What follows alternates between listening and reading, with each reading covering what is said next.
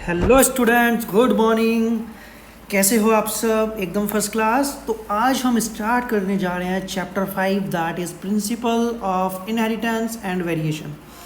कल हमने कुछ साइंटिस्ट की बात की थी जिन्होंने जेनेटिक्स पे बहुत सारी रिसर्च की और फिर जेनेटिक्स अभी पिछले कुछ 100 वर्षों की अगर हम बात करें तो उभर के आई है और इसकी वजह से बहुत सारी डिजीज़ के बारे में अब हम पता लगा सकते हैं, क्रोमोसोमल एब्रीविएशंस के बारे में पता लगा सकते हैं। ठीक है, अगर फीटस है उसके अंदर किसी तरह का कोई क्रोमोसोमल एब्रीविएशन, कोई क्रोमोसोमल डिजीज़ तो नहीं है, वो हम पता लगा सकते हैं। चलिए तो हम आज स्टार्ट करते हैं। अभी यहाँ पे आपको दिख रहा होगा लेफ़्ट साइड में जो ये साइड विंडो है, इसमें कुछ पॉइंट्स दिए गए हैं। ठीक है, तो इसमें क्या है कि सबसे पहले आपको दिख रहा होगा Mendel's law of inheritance, then आपको दिख रहा होगा inheritance of one gene, inheritance of two genes, sex determination, mutation and genetic disorders. इन सब की हम बात करेंगे, अच्छे से बात करेंगे। अब हम इसकी लाइन बाय लाइन कवर कर लेते हैं। तो यहाँ पे आपको सबसे पहली चीज़ दिख रही है, have you ever wondered why an elephant always gives birth only to a baby elephant. भाई कहना क्या चाहते हो? अब क्या हाथी बंदर को जन्म दे क्या? तो भाई देखो, ऐसा है कि अगर हाथी है तो वो हाथी के बच्चे को ही तो जन्म देगा। अब ये तुम चाहो कि बिल्ली हो जाए तो वो पॉसिबल नहीं है जी, ये तो जेनेटिक्स है। तो चलो हम इसको कवर करते हैं। तो इसका मतलब है कि हम इसमें वंडर क्यों होंगे? तो हाथी को ही जन्म देगा। अब ऐसा नहीं कि इंसान को जन्म दे देगा, बत्तख को जन्म दे देगा।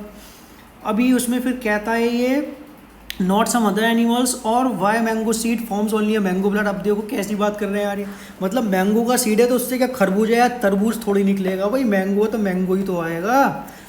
अभी given that they do of the offsprings identical to their parents, इसका मतलब ये कहना चाहते हैं कि अगर मैंगो है तो भैया खरबूजा क्यों नहीं है? मैंगो है तो मैंगो ही है। ये क्या है कि मैंगो के अंदर जो जेनेटिक मटेरियल है वो ट्रांसफ़र हो रहा है जनरेशन टू जनरेशन। और मैंगो से क्या बनना है? मैंगो, बिकॉज हमें पता है कि जो प्रोडक्शन हो रहा है नई ऑफ स्प्रिंग का वो प्री एग्जिस्टिंग पेरेंट्स से हो रहा है।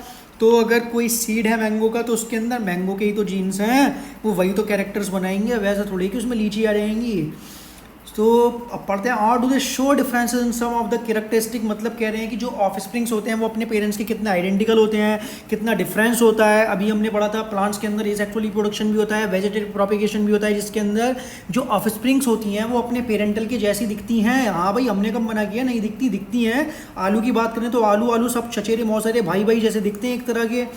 अभी बात हमें करनी है कि कहाँ पे वेरिएशंस आते हैं, क्योंकि अगर हम बात करें जेनेटिक्स की तो ये जो सब्जेक्ट है ये, इसमें तो एक चैप्टर है, एक यूनिट है, वैसे ही पूरा सब्जेक्ट ही एक जेनेटिक्स है। अब जेनेटिक्स की अब थोड़ी सी मैं बेसिक चीज़ें बता देता हूँ। तो जेनेटिक्स का मतलब क्या होता है? अगर एक नॉर्मल डेफिनेशन की बात करें जो आप पढ़ते आए हो क्लास 10 से, जेनेटिक्स का मतलब होता है study of inheritance, study of inheritance and variation. तो ये एक नॉर्मल सी डेफिनेशन है जिसको सब रट्टा मार लेते हैं और याद कर लेते हैं। तो ये है एक डेफिनेशन ऑफ द जेनेटिक्स। अब बेसिकली अगर हम देखें तो जेनेटिक्स का मतलब एक्चुअल में होता क्या है, यहाँ पे दो वर्ड हमें दिखते हैं, एक दिखता है इनहेरिटेंस, एक दिखता है वेरिएशंस। अभी हम ये डिटेल में नहीं जाने वाले हैं कि जेनेटिक्स वर्ड कहाँ से आया, लैटिन से आया, कौन कौन से वर्ड इसमें छुपे हुए हैं, उसकी बात नहीं करेंगे। यहाँ पे आपको एक वर्ड दिख रहा है जीन, वो भी हम बात करेंगे। ठीक है, तो जो इनहेरिटेंस है इसका मतलब क्या है? इनहेरिट, या इसको बोलते हैं हेरिडिटी भी बोलते हैं इसको। ठीक है, हिंदी में बोलते हैं इसको अनुवांशिकी। अनुवांशिकी तो इनहेरिटेंस या हेरिडिटी क्या होती है? इसका मतलब होता है ट्रांसफर ऑफ या transmission of characters from parents two of spring या फ्रॉम जनरेशन टू जनरेशन। मतलब भाई सीधी सी बात है, अगर हम आप अपनी बात करें तो जो हमारे पेरेंट्स हैं, मदर हैं, फादर हैं, उनके जो कैरेक्टरिस्टिक्स हैं वो हमारे पास आए गैमीट्स के थ्रू। ठीक है, वो जो कैरेक्टरिस्टिक्स हैं वो हमसे मैच भी करते हैं। अब ऐसा तो नहीं है कि हम पूरे के पूरे उनसे मैच करते हैं, एकदम डिक्टो कॉपी दिखते हैं, बिकॉज दो अलग अलग जेनेटिक मटेरियल कंबाइन होकर बने हैं। क्योंकि दो अलग अलग जेनेटिक मटेरियल किसके हैं अगर हम बात करें तो एक तो क्रोमोसोम है मदर का, एक क्रोमोसोम्स हैं फादर के। तो जो मदर और फादर के जो क्रोमोसोम्स हैं कितने कितने हैं? 23 हैं। ठीक है, n+n, और उससे मिलके क्या बना था? जाइगोट बना था। जाइगोट ने हमको बना दिया। तो ये जितनी भी चीज़ें हैं इसके अंदर, वो जितने भी क्रोमोसोम्स हैं वो क्रोमोसोम्स कॉम्बिनेशन है दो अलग अलग पेरेंट्स से, ठीक है, मदर एंड फादर से, तो वो जो कॉम्बिनेशन है उससे एक नई ऑफस्प्रिंग बनी है जो कि उनके चिल्ड्रंस हैं, ठीक है। तो वो जो चिल्ड्रंस हैं वो अपने पेरेंट्स के डिक्टो नहीं दिखते, बट उनसे उनके कैरेक्टर मैच करते हैं। फॉर एग्जांपल, हो सकता है कि जब आप छोटे थे तो आपको जो आपके गले मोहल्ले के या फिर आपके रिलेटिव्स, आपके चाचा ताऊ मौसा मामी ये सब आते थे, आपको कहते थे अरे कितना छोटा सा शैतान सा है, बिल्कुल पापा पे गया है, मम्मी पे गया है, इसके देखो आंखें देखो कैसी मोटी मोटी आंखें, बत्तख जैसी, नॉट बत्तख जैसी, मम्मी जैसी, पापा जैसी, इस तरह से। या फिर जो इसकी नोज़ है वो दादी से मिलती है, इसके जो बाल हैं वो इसके चाचू से मिलते हैं, या फिर जो इसके जो हैंड्स हैं वो नाना से मिलते हैं, या फिर जो पूरा फेस कट है वो नाना से मिलता है। इस तरह से ये सब चीज़ें चलती रहती हैं, बिकॉज क्या है कि जो जेनेटिक मटेरियल है वो जनरेशन टू जनरेशन ट्रैवल तो करता ही है। तो जो हमारे पास जेनेटिक मटेरियल हमारे पेरेंट्स का है, तो एग्जैक्टली हमारे पास जो हमारे फिजिकल अपीयरेंस है, जो हमारे फीचर्स हैं जिसको हम फिनोटाइप भी बोलते हैं, वो हमारे पेरेंट्स से मिलते हैं, राइट। तो अब हम आगे की तरफ बढ़ते हैं तो समझ में आ गया इनहेरिटेंस क्या है। जनरेशन ऑफ कैरेक्टर्स, कैरेक्टर्स मतलब जैसे colour of hair, colour of eye, size of eye, या फिर हम कह सकते हैं शेप ऑफ आई, ठीक है, कलर ऑफ स्किन, ये सब चीज़ें, these all are characters which controlled by the gene. तो वो जीन्स कहाँ है, वो genes are the functional unit है, वो हम डिटेल में बाद में बात करेंगे। अभी हम जरा इसको कवर कर लेते हैं। और ये क्या कहती है book, have you ever wonder why siblings sometimes look so similar. Yes, जो होता क्या है कि जब पेरेंट्स से हम सिमिलर नहीं हो सकते पेरेंट्स के, लेकिन हमारे जो ब्रदर्स हैं या फिर सिस्टर्स हैं, या फिर हम ये कह सकते हैं कि जो सिबलिंग्स हैं या फिर जो ट्विन्स हैं, ट्विन्स तो एक जैसे दिखते हैं ना, एज इट इज़। उन ट्विन्स की बात कर रहा हूँ जो मोनोजाइगोटिक ट्विन्स होते हैं, जो बिल्कुल हूबहू दिखते हैं, डिफरेंस करना बहुत ज़्यादा मुश्किल हो जाता है, ठीक है। तो वो क्यों होता है, क्योंकि उसके पास जेनेटिक मटेरियल सेम है ना, इसलिए। और समटाइम्स क्या होते हैं, डिफरेंट होते हैं। भैया डिफरेंट है तो उसका मतलब क्या है, डाइजाइगोटिक है ना, दो जाइगोट बने इसलिए वो डिफरेंट है। इसके बारे में बात करेंगे। अभी कहते हैं कि these and several related questions are dealt with scientifically in a branch of biology known as genetics. या genetics is the branch of biology which deals with the heredity and the variations, या हम कह सकते हैं उसको inheritance, as well as the variations of characters from parents to offspring. Obviously होता ही है। अगर हम किसी की भी बात करें, भाई देखो जो हाइट है वो ऐसा नहीं है कि पेरेंट्स के जैसी होगी, या तो ज़्यादा हो सकती है, कम हो सकती है, सिमिलर भी हो सकती है। स्किन कलर डिफरेंट होगा, आई, ठीक है, ये सब चीज़ें मतलब एज इट इज़ नहीं होंगे, हूबहू नहीं होंगे, कुछ करेक्टर्स नहीं भी होंगे, वेरिएशंस भी होगा। जैसे सपोज करो कोई पेरेंट्स हैं उनकी स्किन कलर एकदम फेयर है, लेकिन जो ऑफ स्प्रिंग में उसका थोड़ा सा डार्क है, मतलब ना फेयर है एकदम, मैं कह सकते हैं कि मीडियम है, तो वो एक वेरिएशंस हो गया कि नहीं हुआ। इस तरह से अगर पेरेंट्स की आइज़ नॉर्मल है, ब्लैक है, और जो बेबी है उसकी आइज़ ब्लू कलर की होगी, ग्रीन कलर की होगी, पर्पल कलर की होगी, गोल्ड कलर की होगी, गोल्ड कलर की नहीं, गोल्ड मतलब ब्लू कलर की होगी, ये समझो। तो वो क्या है कि वो एक वेरिएशन है, राइट। अभी यहाँ पे आप देख रहे हो कि इनहेरिटेंस जो है is the process by which characters are pass. ये एक ऐसा प्रोसेस है जिसके थ्रू कैरेक्टर्स पास होते हैं, कहाँ से कहाँ, पेरेंट्स टू प्रोजेनी। भैया जैसे ये एक पेरेंट हैं और इनसे कैरेक्टर पास कहाँ हो रहे हैं, पेरेंट्स टू ऑफस्प्रिंग में पास हो रहे हैं। तो आप देख पा रहे हो कि ये बिल्कुल एक जैसे दिख रहे हैं, ठीक है। ये हम कह देते हैं ये इनके हेयर स्टाइल है और ये इसका हेयर स्टाइल है, तो हेयर स्टाइल थोड़ा सा चेंज हो गया है भाई। तो बाकी जो जेनेटिक मटेरियल है वो सिमिलर है। अब it is the basis of heredity, yes it is the basis of heredity which means just transfer of characters from generation to generation और फ्रॉम पेरेंट्स टू ऑफस्प्रिंग। अब ये क्या है कि जो वेरिएशन है is the degree by which progeny differ from their parents. अभी ये भी बताएंगे कि वेरिएशंस क्यों आता है, ऐसी कौन सी प्रोसेस होती है which will lead to the variation in the new offspring comparatively parents. Humans क्या है, knew from as early 8000 to 1000 BC that one of the causes of variation was in sexual reproduction. ठीक है, तो इसका मतलब क्या है कि ये पहले से चला आ रहा है इस टाइम से, और इस टाइम की बात कर रहे हैं कि जब जेनेटिक्स की डिस्कवरी नहीं हुई थी, जब मेंडल ने, मॉर्गन ने और स्टुबर्ट ने, जॉनसन ने, बेटसन ने, इन्होंने कुछ नहीं बताया था, तब ये बिल्कुल अननोन था, कुछ इसके बारे में पता ही नहीं था कि कैरेक्टर्स किस तरह से आते हैं, क्या चीज़ ऐसी बॉडी के अंदर होती है। तो बाद में they exploited the variations that were naturally present in the wild populations of plants and animals to selectively breed and select for organisms that possess desirable characters. अब यहाँ पे समझिए कि इसका मतलब क्या होता है कि पहले की बात करें उस टाइम पे जो वेरिएशंस थे वो छुपे हुए रहते थे, अब बाद में वो एक्सप्लोजन हुआ उसका, तो जो वेरिएशंस थे वो नेचुरली प्रेजेंट होते हैं वाइल्ड पॉपुलेशंस के अंदर, चाहे वो प्लांट्स हो एनिमल्स हो। ठीक है, उससे क्या होता है कि सेलेक्टिवली जो ब्रीड्स होती हैं और उनको सेलेक्ट किया जाता है ऑर्गेनिजम्स को जो इसके अंदर डिजायरेबल कैरेक्टर्स होते हैं। फॉर एग्जाम्पल हमने बीच में शायद आपने क्लास 9 में पढ़ा होगा, जो एक चैप्टर है इम्प्रूवमेंट इन फूड क्वालिटी वाला जो है, ठीक है। तो फूड क्वालिटी को कैसे इंप्रूव कर सकते हैं, तो उसके लिए हम क्या करते हैं, जो ऐसी जनरेशंस होती हैं, स्ट्रॉन्ग जनरेशंस या फिर जिनके अंदर सुपीरियर कैरेक्टर्स मिलते हैं, जो सुपीरियर होते हैं एकदम, ठीक है, उनको सेलेक्ट करते हैं, फिर उनको क्या कराया जाता है, उनको क्रॉस करा के, और फिर उसके बाद में हमें एक ऐसे ही कैरेक्टर्स चाहिए होते हैं जो डिज़ायरेबल कैरेक्टर्स होते हैं, राइट।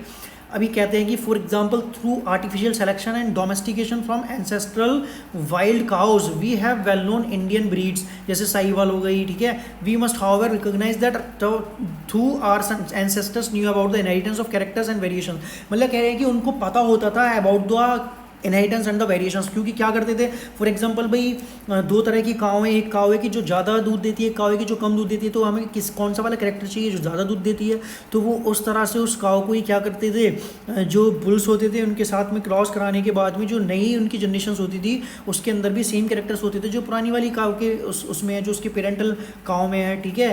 तो वो डिज़ायरेबल कैरेक्टर्स क्या था कि ज़्यादा मिल्क प्रोड्यूस होना चाहिए, मिल्क थिक होना चाहिए, उसके अंदर प्रोटीन कंटेंट ज़्यादा होना चाहिए, तो वो क्या करते थे, इस स्पीशीज़ को, जैसे एक फॉर समझ लो कि कबीला है, उसके अंदर 100 गाय हैं, 100 भैंस है, तो उसमें से उन्होंने कौन कौन सी सेलेक्ट की जो अच्छे से मिल्क प्रोड्यूस करती हैं, जिनका मिल्क थिक होता है, जिसमें प्रोटीन कंटेंट ज़्यादा होता है, ठीक है, और जो ज़्यादा मिल्क प्रोड्यूस करती है वो उनको उन्होंने चूज़ किया और उन्हीं को आगे की तरफ उन्होंने क्या किया, प्रमोट किया, ठीक है। तो इस तरह से वो जो एंसेस्टर्स थे उनको पता था मतलब इस बारे में, लेकिन ये नहीं पता था साइंटिफिकली कि हाँ ये जीन्स से कंट्रोल होते हैं कैरेक्टर्स, इनको मेंडल ने फैक्टर बोला था, या फिर इसके अंदर ये जेनेटिक मटेरियल जो होता है वो रिस्पॉन्सिबल होता है। जस्ट वहाँ पे क्या दिखते थे वो गैमीट्स के बारे में, तो गैमीट्स हैं, अगर हम चाहें वो मेल गैमीट्स की बात करें, फीमेल गैमीट्स की बात करें, तो उसके अंदर क्या होते हैं, उसके अंदर क्रोमोसोम्स ही होते हैं, और वो क्रोमोसोम्स ही क्या करते हैं, वो कैरेक्टर्स को लेके आते हैं पेरेंट्स से, क्योंकि वो किससे बनते हैं, डिप्लॉइड सेल से बनते हैं मियोसिस के थ्रू। तो ये सब चीज़ें प्रोसेस होती हैं, वो डिटेल में स्टडी करने वाले हैं।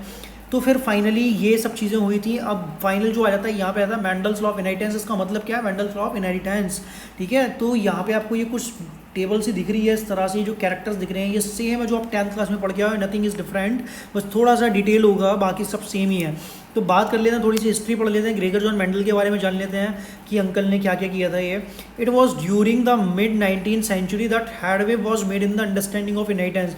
मतलब 19th सेंचुरी में उसका कुछ अंडरस्टैंडिंग कॉन्सेप्ट डेवलप हुआ इनहेरिटेंस का, ये पता लगाया गया कि एक्चुअल में जो कैरेक्टर्स ट्रांसफ़र हो रहे हैं from parents two of spring वो किस तरह से हो रहे हैं। तो ग्रेगर जॉन मेंडल नाम के एक व्यक्ति का जन्म हुआ था, ठीक है, ऑस्टिन में हुआ था, जिसको जैक रिपब्लिक के नाम से भी जानते हैं। कंडक्टेड, इन्होंने हाइब्रिडाइजेशन के एक्सपेरिमेंट्स को कंडक्ट किया, किस पे किया भाई, पाइसम सेटाइवम पे किया। पाइसम सेटाइवम जो होती है इसको बोलते हैं मटर, एक तो होती है सफल मटर, तो भैया सफल मटर भी पाइसम सेटाइवम ही है, ठीक है। Green peas, garden peas for 7 years, तो उन्होंने 7 साल तक किया। तो ये उसका टाइम पीरियड है 1856 से 1863 तक उन्होंने किया था। 1856 to 1863 इंग्लिश में इसलिए बोला क्योंकि कुछ लोगों को हिंदी समझ में नहीं आती है शायद, ठीक है। अगर मैं कहूँ भाई 69 लिख के दिखाओ तो कौन कौन बच्चे 69 लिख सकते हैं मुझे बताएंगे। And propose the laws of inheritance in living organism, और उन्होंने क्या किया, उन्होंने लॉज ऑफ इनहेरिटेंस को प्रपोज किया लिविंग ऑर्गेनिज्म के अंदर ड्यूरिंग मेंडल्स लॉ। फोन एक सेकेंड, हेलो ना ना, तो ऑन कर लो।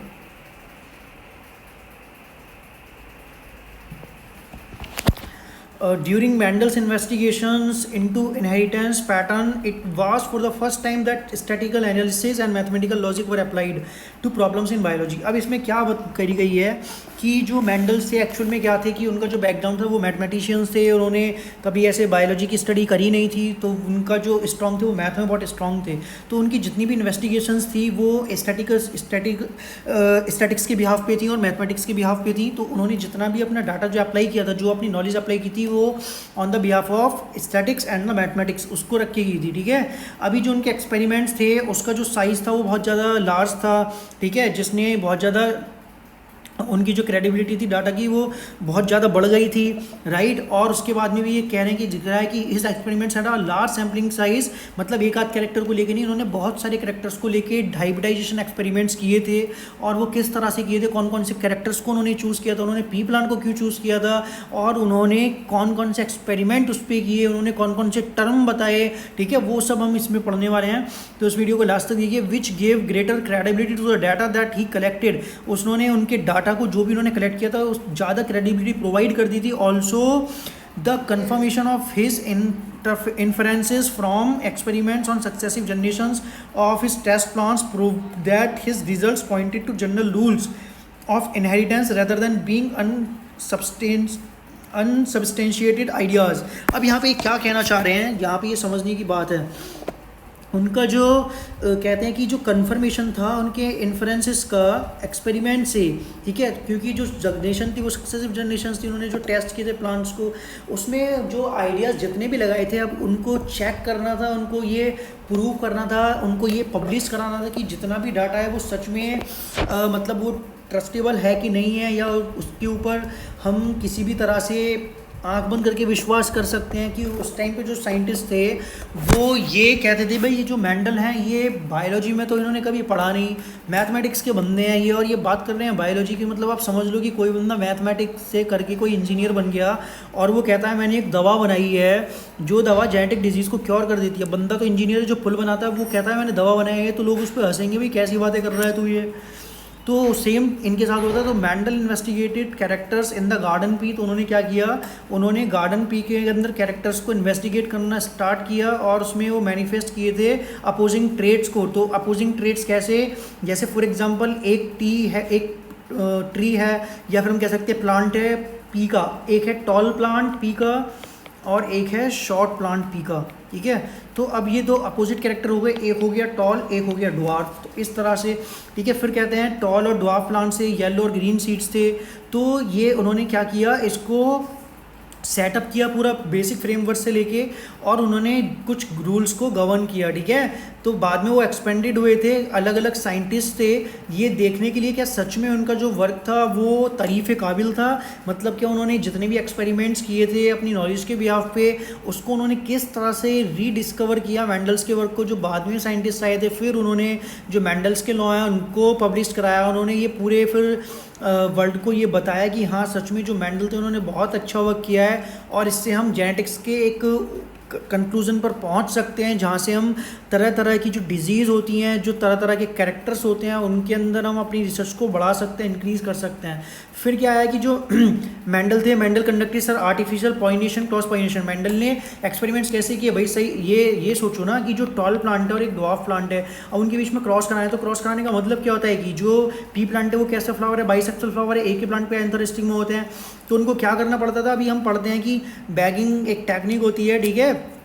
और ये इसका मतलब क्या होता है, बैगिंग और इवास्कुलेशन का, इसमें एंथर वगैरह को काट दिया जाता है ताकि सेल्फ पॉलिनेशन को प्रिवेंट कर सकें.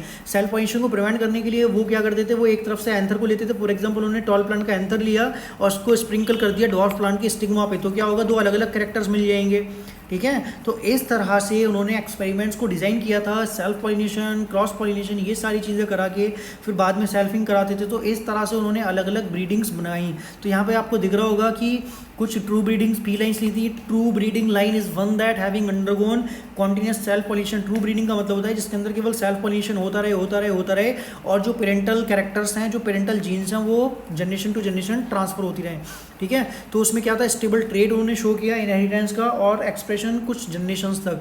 फिर मेंडल ने क्या किया, 14 true breeding pea plant varieties की कलेक्ट की थी, सेलेक्ट की थी पेयर्स के फॉर्म में, which were similar except for one character with contrasting trace.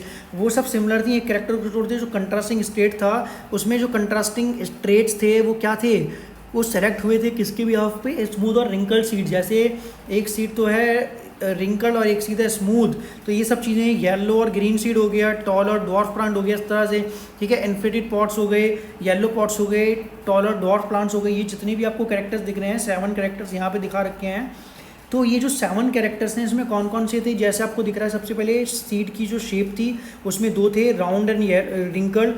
Seed का कलर था येलो एंड ग्रीन, फ्लावर का कलर था पर्पल एंड वाइट, और पॉट का शेप था, पॉट की जो शेप थी फुल और कंस्ट्रिक्टेड, पॉट का कलर था ग्रीन एंड येलो, फ्लावर की पोजीशन थी टर्मिनल और एक्सियल, ठीक है. स्टेम की हाइट थी टॉल और ड्वार्फ. तो ये कुछ कैरेक्टर्स लेके उन्होंने एक्सपेरिमेंट किया था पी प्लांट्स के ऊपर, और बाद में उन्होंने अलग अलग तरह के, जैसे आपने देखा होगा इनकम्प्लीट डोमिनेंस, को डोमिनेंस, मल्टीपल एलेल, ठीक है, ये सारी चीज़ें, पॉलीजेनिक इनहेरिटेंस, एपिस्टेसिस वाला जो प्रोसेस होती है वो, या फिर हम कह सकते हैं कि dominant character, recessive character, homozygous, heterozygous, phenotype, genotype, allele, ये सब चीज़ें फिर धीरे धीरे निकल के आई। फिर जेनेटिक्स टर्म रिवॉल्व हुआ, फिर जीन टर्म किसी ने दिया, फिर अलग अलग तरह से ग्रेगर जॉन मेंडल थे, ठीक है। इसके बाद में फिर मॉर्गन थे, बेटसन थे, जॉनसन थे, स्टुअर्ट्स थे, बहुत सारे साइंटिस्ट थे जिन्होंने जेनेटिक्स की धज्जियाँ उड़ा दी और फिर जेनेटिक्स को एक नया मोड़ दिया। जो एक ब्रांच है अब बायोलॉजी की, उसके अंदर डिफरेंट काइंड की अब स्टडी होती है। अब आप देख सकते हो यहाँ पे जो कैरेक्टर्स हैं और कंट्रास्टिंग ट्रेट्स हैं, जैसे स्टेम की बात करें तो 2 कंट्रास्टिंग ट्रेट हैं, टॉल और डॉफ। फ्लावर की बात करें कलर की तो 2 कंट्रास्टिंग ट्रेट हैं, फ्लावर पोजीशन की बात करें तो 2 कंट्रास्टिंग ट्रेट हैं, पॉट शेप की बात करें तो 2 कंट्रास्टिंग ट्रेट हैं, पॉट कलर की बात करें तो 2 कंट्रास्टिंग ट्रेट है, सीड शेप की बात करें तो 2 कंट्रास्टिंग ट्रेट है, सीड कलर की बात करें तो 2 कंट्रास्टिंग ट्रेट है। तो इस तरह से 14 कंट्रास्टिंग ट्रेट्स उन्होंने ली थी और कितने कैरेक्टर्स थे? 7 कैरेक्टर्स थे। अब यहाँ पे आ जाता है सीधा इनहेरिटेंस ऑफ वन जीन। तो ये मैंने बता दी कौन कौन सी थी, ठीक है। और इन्होंने जो ये सब चीज़ें क्रॉस करे थे, ये सेल्फ पॉलिनेशन और क्रॉस पॉलिनेशन के यहाँ पे। अब यहाँ पे आपको दिख रहा है कि किस तरह से कर रहे हैं। तो इमैस्कुलेशन का मतलब क्या होता है? Removal of anther, that is called emasculation. यहाँ पे आपको दिख रहा होगा ये इमैस्कुलेशन होता है, ठीक है।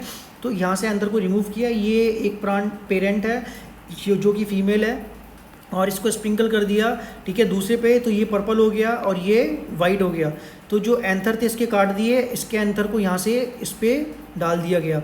तो अब इसके अंदर दोनों कैरेक्टर्स आ गए, इसके भी आ गए, इसके भी आ गए। तो F1 जनरेशन में कौन से कैरेक्टर्स मिले? तो उन्होंने देखा भाई सारे के सारे पर्पल हैं, ऐसा क्यों, इसके कैरेक्टर्स क्यों नहीं आए? जबकि हमने तो ये सुना था कि 2 पेरेंट्स के कैरेक्टर कंबाइन होकर जाते हैं ऑफस्प्रिंग के अंदर। तब उन्होंने कंक्लूड किया अच्छा F1 जनरेशन में होता क्या है कि एक कैरेक्टर जो होता है वो हमेशा डोमिनेंट होता है और वो क्या करता है, वो दूसरे कैरेक्टर को सप्रेस कर देता है। तो इस तरह से इन्होंने ये चीज़ें डिसाइड की। अब जो ये है इनहेरिटेंस ऑफ वन जीन, इसको हम पढ़ने वाले हैं नेक्स्ट लेक्चर में। और फिर इस तरह से हम मेंडल के पूरे एक्सपेरिमेंट को देखेंगे कि किस तरह से, क्योंकि अभी जो ये चल रहा है ना, ये पूरा वही है जो आपने 10th लेवल पे पढ़ा हुआ है। आपने मोनोहाइब्रिड क्रॉस पढ़ा है, आपने डाईहाइब्रिड क्रॉस पढ़ा है, जो रेशो आता था 9:3:3:1 वाला, 1:2:1 वाला, फिर ये ब्लड आ गया। तो इसको हम जल्दी कवर करेंगे। तो अब हम कल से स्टार्ट करेंगे इनहेरिटेंस ऑफ वन जीन, ठीक है। तो आज इसको आप पढ़ लेना, इसकी एक लाइन इंपॉर्टेंट है। फिर हम कल से ये पढ़ेंगे इनहेरिटेंस ऑफ वन जीन। चलिए, थैंक यू।